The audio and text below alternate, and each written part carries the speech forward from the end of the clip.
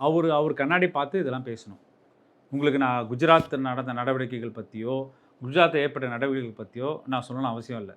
இதுதான் நம்மளோட பழைய அட்டர்னி ஜெனரலாக இதை ரேஸ் பண்ணியிருக்காரு. அது அமித்ஷாக்கே அது பொருந்தும்.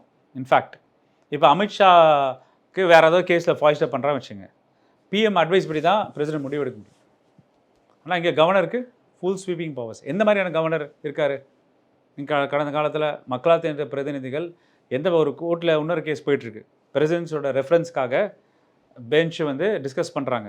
ஆளுநரோட வரையுறை, ஆளுநரோட ஜனநாயகத்தன்மையை பாதுகாக்கலைன்னா உச்சநீதிமன்றம் தலையிட்டு தான் அந்த ஜனநாயகத்தன்மையை அரசியலமைப்பு சட்டத்தை பாதுகாக்கணும்னு சொல்லும் போது யூனியன் கவர்மெண்ட் சொல்லுது, உச்சநீதிமன்றம் ரொம்ப ஓவராக தலையிடுறீங்க, நீங்கள் கீப்பர்ஸ் ஆஃப் த கான்ஸ்டியூஷன் நாங்கள் தான், நீங்கள் கான்ஸ்டியூஷனல் அத்தாரிட்டி மொராலிட்டி இல்லாமல் நீங்கள் செயல்பட்டால் உச்சநீதிமன்றம் தலையிடணும்னு டிபேட் போயிட்டுருக்கு. இந்த சூழலையும் நீங்கள் இந்த சட்டத்தை பார்க்கணும். அப்போ ஒரு தரையும் இந்த மாதிரி ஒரு சட்டத்தை நிறைவேற்றி ஒரு தரையும் நாங்கள் நீதிமன்ற வளாகங்கள் போயிட்டு இவங்க அரசியலமைப்பு சட்டத்துக்கு எதிர்ப்பாக செயல்படுறாங்க, ஜனநாயகத்தன்மைக்கு செயல்படுறாங்க, மக்களோட தேர்ந்தெடுக்க பிரதிநிதிகள் கொடுத்த உரிமைகளுக்கு எதிர்ப்பாக செயல்படுறாங்கன்னா ஒரு நீதிமன்றத்தை நாடிட்டு இருக்க சூழல் தான் நம்ம போயிட்டுருக்கா பார்க்குறோம்.